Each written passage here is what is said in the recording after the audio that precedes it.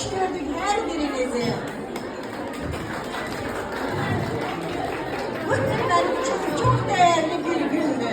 Buna göre ki kısa bir zamanda komanda kurarak, öz komandamda baş vitse-direktörler, liderler ve məsləhətçilər yetiştirmişəm. Ben bundan gurur duyuram. Her bir genç hanım için.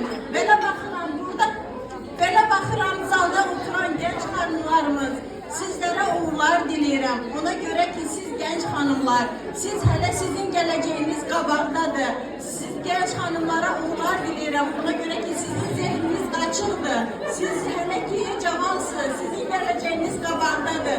Çalışın. Sevinin ki böyle güzel fabrik şirketinde çalışırsınız. Böyle dürü şirkette çalışırsınız. Her birinize uğurlar diləyirəm.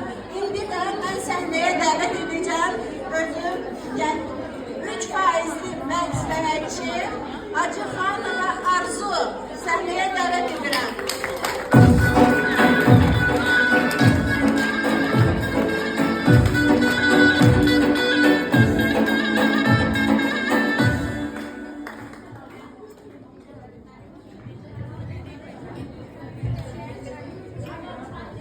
Şimdi de xüsusi vurgulayacağım öz nəvəm Adı Liteyinin 10. sınıf şagirdi 6 faizli baş məsləhətçi Murtuzayeva Aylin'i davet edirəm.